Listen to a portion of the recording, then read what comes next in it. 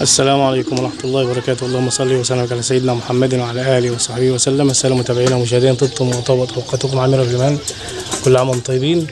النهارده يوم جديد كده من يومات أحمد الطيور. إن شاء الله يا رب تكونوا بخير، وشكرا على تفاعلكم على القناة، ويا رب في زيادة مع بعض إن شاء الله. تعالوا بقى نشوف، هنكمل اليوم مع بعض ونشوف التفاصيل اللي احنا عملناها بتاعت الفراخ، ونكملها. كنا سيبناها واقفة على الباب، ونعمل الأرضية بتاعتها بالخشب، ونشوف هنعملها باب ازاي، ونبص على بقية ايه الطيور كده. توكلنا على الله، تعالوا معانا. الحاجة كده بقى ايه، نبص على الصبارة. بسم الله الرحمن الرحيم. بدأت تشد اهي، العدة كده بدأ يقف كده تمام ان شاء الله. ربنا ييسر الحال. خش العشة بقى، نبص على الحمام. ازيك يا محمد باشا حبيبي، عامل ايه؟ توكلنا على الله. بسم الله الرحمن الرحيم.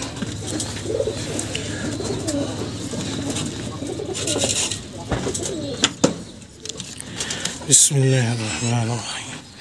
بسم الله ما شاء الله، لا قوة إلا بالله.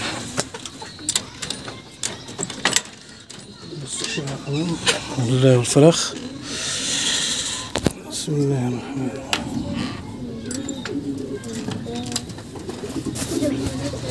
الفراخ عايزين أكل همت.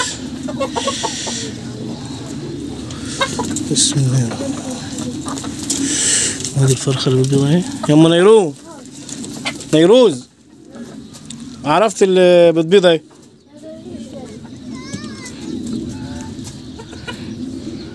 عرفت اللي بتبيض. خير ان شاء الله، توكلنا على الله. كده عطت ثمارها الحاجة اللي احنا عملناها اهيت، وبدأت الفراخ ترقص فيها وتعطشان البيض. توكلنا على الله. نخش بقى نبص على الحمام. تعالوا معانا. توكلنا. بسم الله الرحمن الرحيم.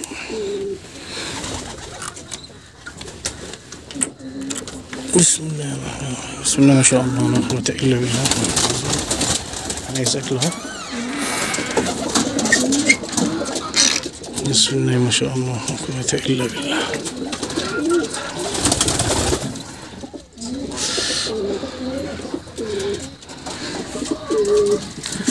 بسم الله.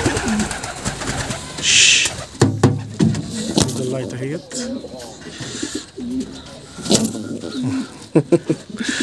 سبحان الله.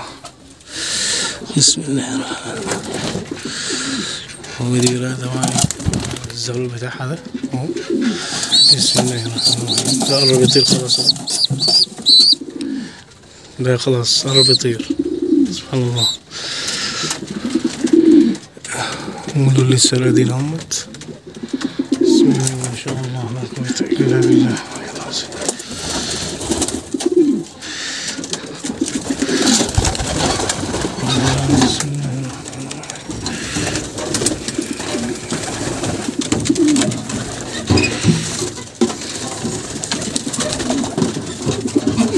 دول كانوا اتنين، دلوقتي اهي التانية اهي بيزقوهم ترقدش عليهم بسبب الكرتونة دي، ما ترقدش عليهم اهو. نشيل الكرتونة خلاص.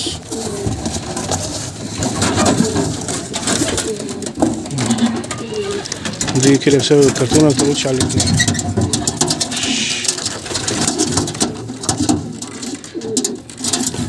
نحاول بقى نظبطهم.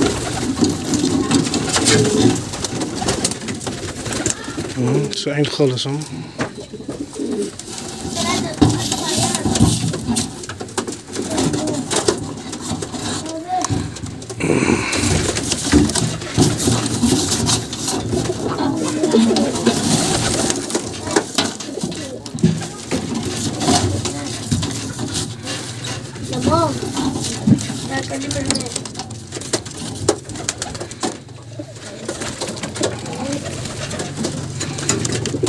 رتبت لهم الصفحة اهي، وعدلت لهم الكرتونة. بسم الله ما شاء الله.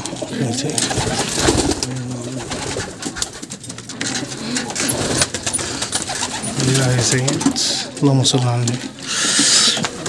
ده برضه قرب يطير اهوت ان شاء الله كده. بسم الله ما شاء الله لا قوة إلا بالله.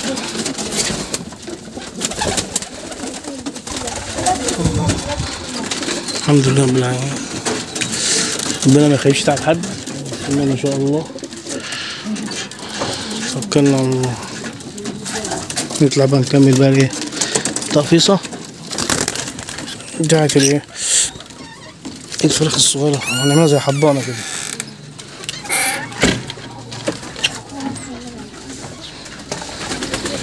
بسم الله. احنا نازلين بنقفل.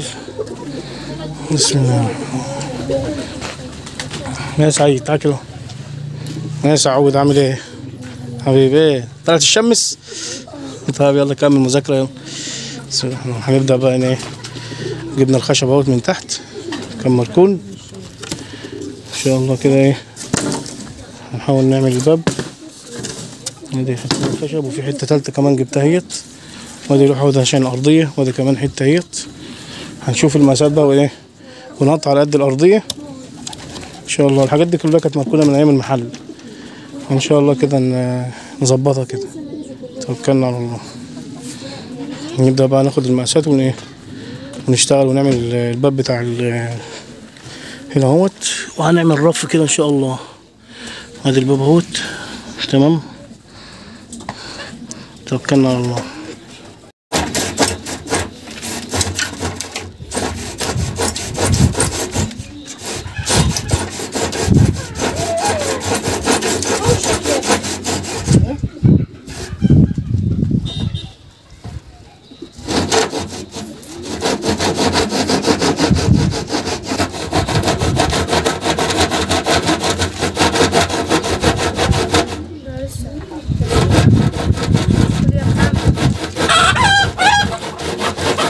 خلاص يا سعيد.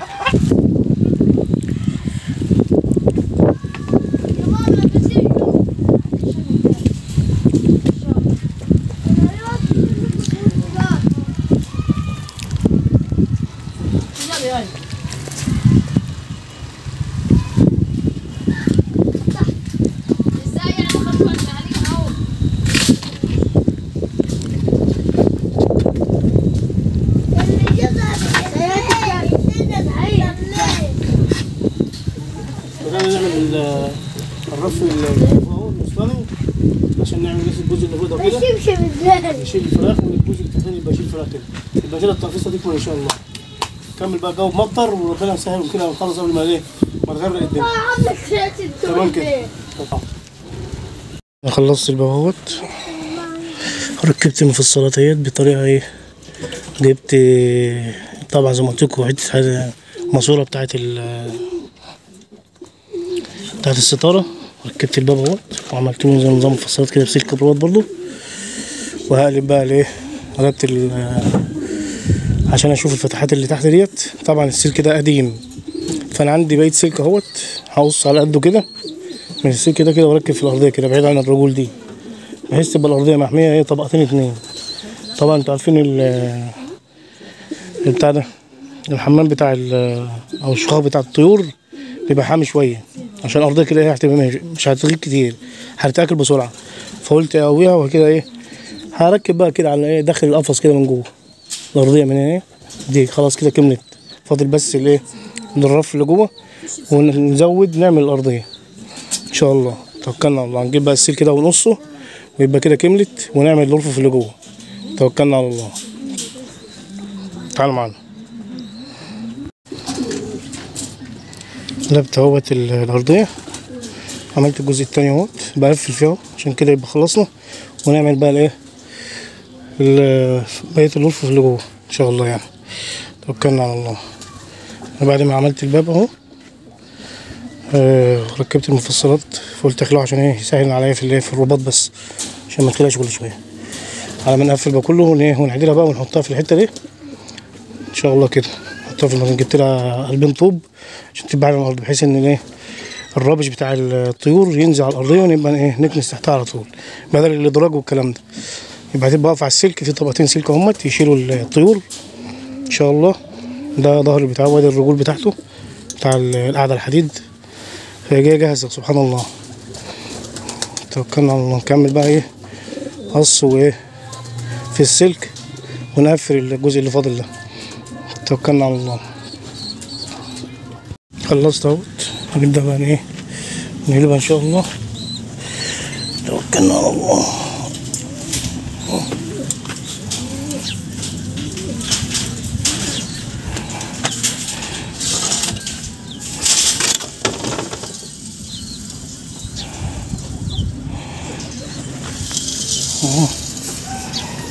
واحدة كده. الله أكبر. أنا بقلب لوحدي فمصور والكاميرا في ايدي، معلش كده تمام اهو. الحمد لله قفلناها. هبدأ بقى احط الايه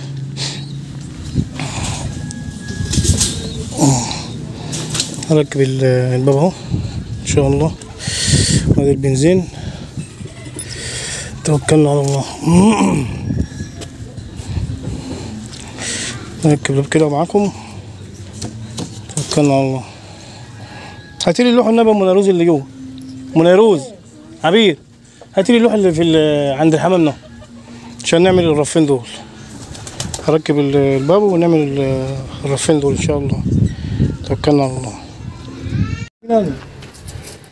ماشي.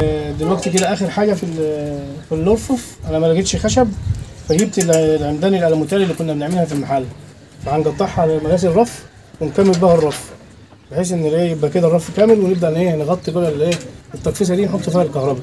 يبقى كده الايه التقفيصه خلصت. هي خدت وقت مني كتير بس الحمد لله عملتها في بيتي يعني. في ناس بتعملها بخشب والكلام ده بس انا ايه لقيت الحديده جاهزه فقلت نكملها يعني. ونبدا ايه نقطع الحديد اهو.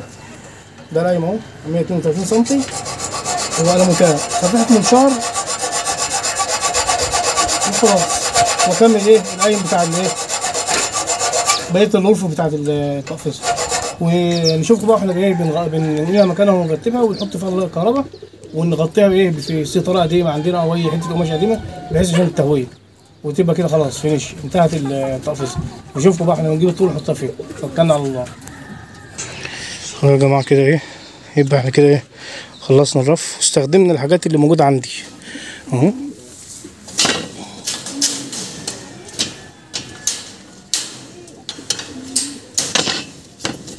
اهو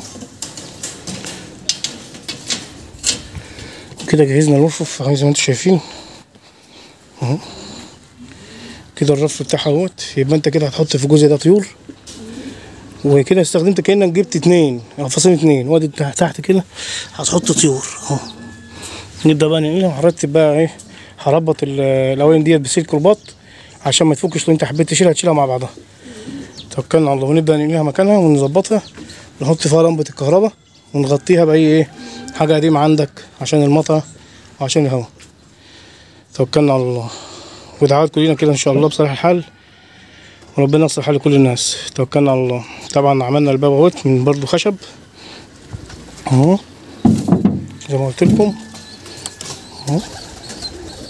تقفل. وهركب بقى ايه هربط بقى الاواني ديت بسلك رباط مع بعضه.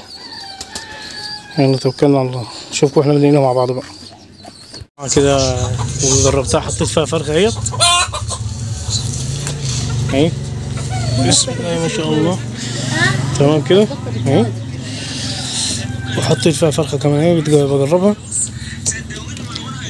لمبه الكهرباء بقى منيروز مش هتبقى واطيه. لمبه الكهرباء هتبقى واطيه عشان الارتفاع ده. اللي هم التاني هيبقوا كتاكيت. خلاص مش تمام كده يا جماعه. خلاص جهزناها اهيت ان شاء الله. حاجه كده ايه زي قفص كبير محطوط بره ليه دول اتنين. تحطوا فيه كتاكيت وتحطوا فيه كل حاجه ان شاء الله. توكلنا على الله. اهي الفرخه اهيت انا ماسكها عشان اجرب بيها الايه المكان الجديد. توكلنا على الله. بقى نوصل بقى اللمبه ديت ان شاء الله كده ونجربها كده. خلصنا اهوت. هنجرب الكهرباء.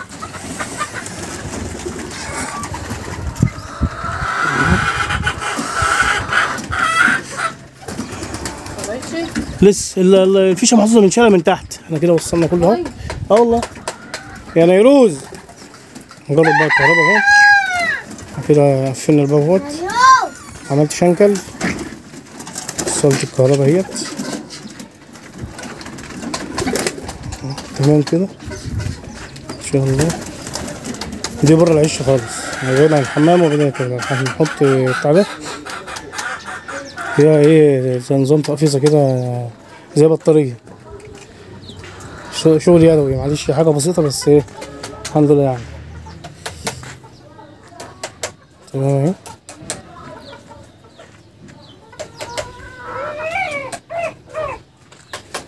سعيد بقى رخر بيشتغل نجارة. يا سعود بتعمل ايه؟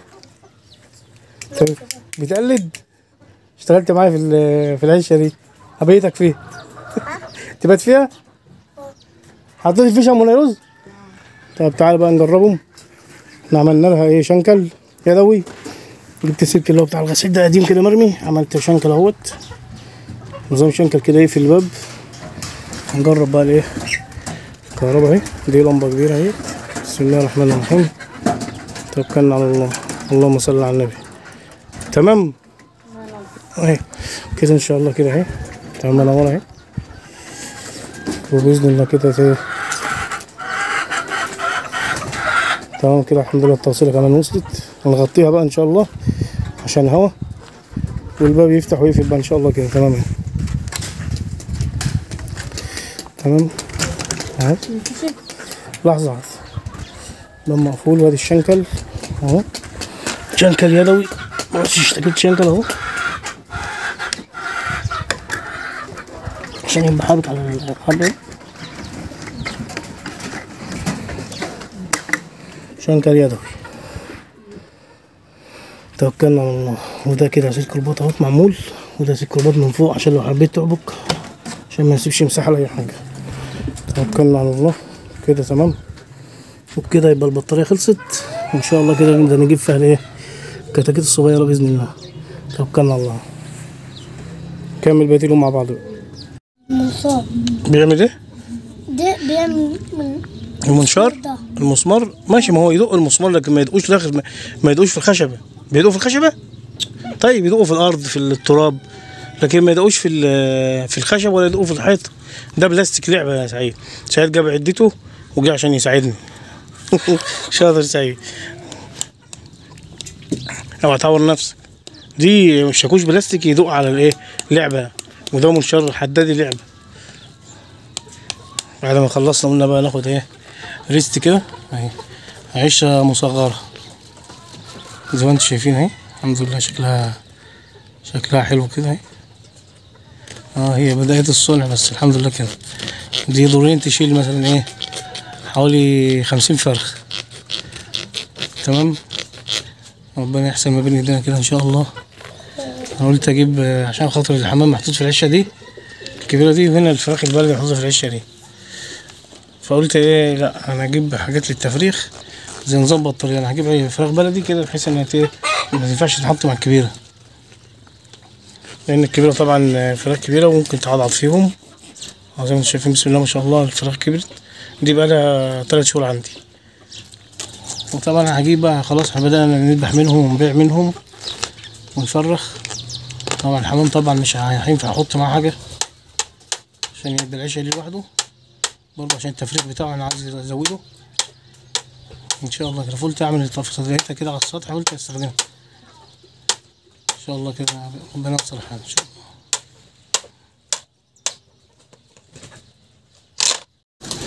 الله. غطيتها كمان بستاره قديمه عندي اهيت. نبص بقى كده على الاضاءه. توكلنا على الله. نفتح بقى الايه الشنكل العموله ده اهو. يا سلام. تمام. مش هيبقى في اضاءه تحت يا منيرو والله. الاضاءه تبقى تدفع كلها فوق. هي هتبقى دافيه يعني عموما بس مش هيبقى في اضاءه فوق تحت اهو. بسم الله ما شاء الله كده اهيت دافيه اهي. تمام ان شاء الله كده 10 على 10. طب كان تعال بص كده عليها ام نيروز.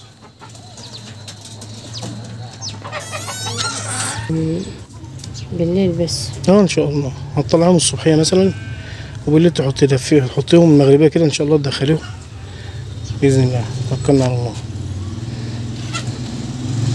على خيرة الله. اهو حاجة بسيطة كده بس 10 على 10. العمل لما بيكمل كده ويبقى كويس ان شاء الله يبقى 10 على 10. تمام. دي بطارية صغيرة من القفص بتاع الحديد بتاع توك توك.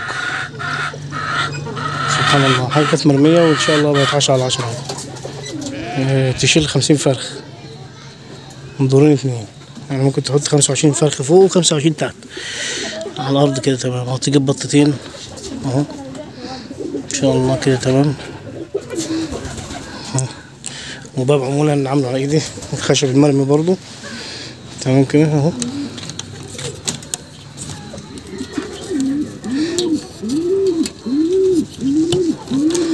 نقفل بقى الباب اهوت.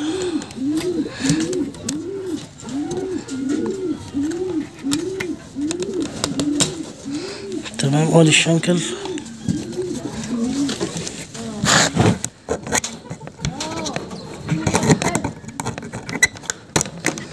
شنكل اهو. مفيش مكان للعرسة تخش منه خلاص كده. دي خشب وفراها قايمة اهو بفضل الله علينا، الحمد لله. تمام كده اهو الشكل العام اهو، مرفوع على الارض. حتى لو عملوا حمام ينزل على الارض كده تحت هنا اهو في الارض، وبعرجونة ولا اي حاجة كده تروق تحت هنا ان شاء الله. تمام. نخش بقى نشوف الحمام كده. تمام. بسم الله الرحمن الرحيم. بسم الله ما شاء الله لا قوة الا بالله. بسم الله ما شاء الله.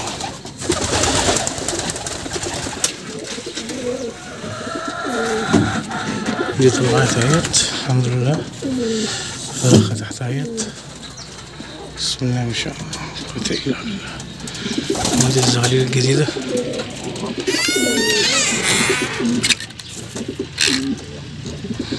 بسم الله ما شاء الله لا قوة الا بالله. ايه بس البيض بتاع دي فين بقى؟ بيحركوا البيض ليه مش عارف.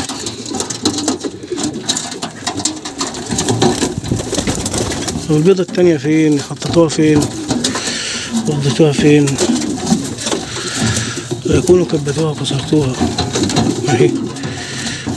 الكرة تحت هنا دي عايزة تتظبط البتاعة دي.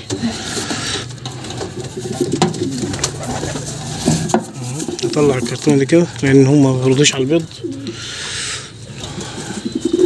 حاجة غريبة.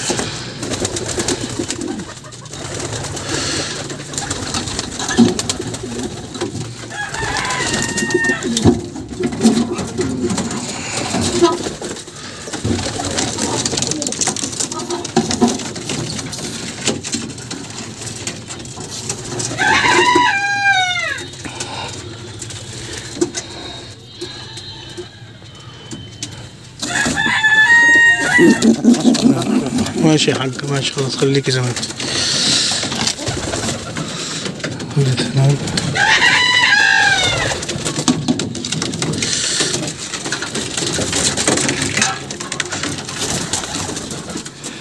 وصل يا اخوان يا زغليلو. بسم الله ما شاء الله لا قوة الا بالله.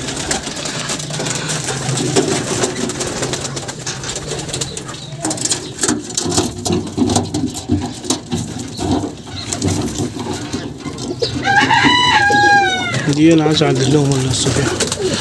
ودي قامت اهيت الحمد لله.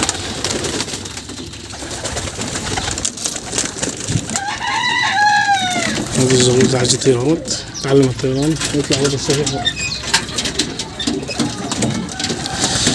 توكلنا على الله. نروح نبص على الفراخ بقى. خلصت الشغل في البيت وان شاء الله كده رحت الجيم. كنت انشط نفسي شويه كده على نحرق شويه كده دهون عشان السكر، وان شاء الله كده يبقى يوم كويس كده ان شاء الله. وان شاء الله كده توكلنا على الله كده نبدا الجيم، وكده يبقى يومنا خلص، وان شاء الله نشوفكم المحتوى اللي جاي كده بخير. وتحياتي لحضراتكم، السوشيال لايك، اشتراك في القناه، تفاعل كل عام طيب.